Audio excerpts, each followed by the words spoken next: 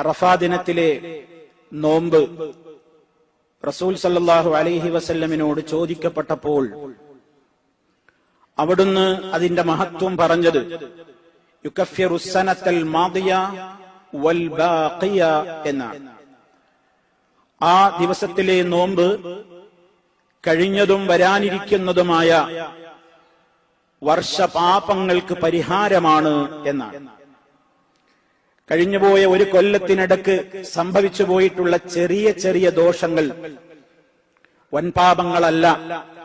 നാം എപ്പോഴും മനസ്സിലാക്കേണ്ടതുണ്ട്, വൻപാപങ്ങൾക്ക് തൗബ തന്നെ വേണം. ചെറുദോഷങ്ങൾ നമ്മൾ അറിഞ്ഞതും അറിയാത്തതുമായ ഒട്ടേറെ നടന്നുകൊണ്ടിരിക്കുകയാണ്. അവയ്ക്കുള്ള പരിഹാരമാണ്.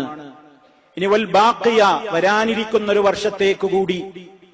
എന്താണ് അതുകൊണ്ട് ഉദ്ദേശമെന്ന് പല പണ്ഡിതന്മാരും വിശദീകരിച്ച് കാണാം.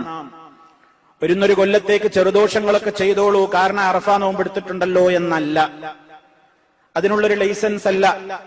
മറിച്ച് ഈ ഒരു നോമ്പിന്റെ മഹത്വത്തിലൂടെ കഴിഞ്ഞകാല ഇന്നലകളിൽ സംഭവിച്ചിട്ടുള്ള ചെറുദോഷങ്ങൾക്ക് പരിഹാരമായതുപോലെ വരാനിരിക്കുന്ന ഒരു കൊല്ലത്തിലേക്ക് നമ്മുടെ മനസ്സിൽ ചെറുപാപങ്ങൾ പോലും വന്നു പോകാത്ത നിലക്കുള്ള ഒരു സൂക്ഷ്മതയുണ്ടാകുന്ന ഒരു മാനസികമായ ഒരവസ്ഥ നമ്മുടെ ഹൃദയങ്ങളിൽ നിലനിൽക്കുവാൻ, അത്തരത്തിലുള്ള പാപങ്ങളിൽ നിന്നുള്ള ഒരു കാവൽ കിട്ടുവാൻ ഇത് കാരണമായി തീരും എന്ന നിലക്കൊക്കെ വ്യാഖ്യാനിക്കപ്പെട്ടിട്ടുണ്ട്.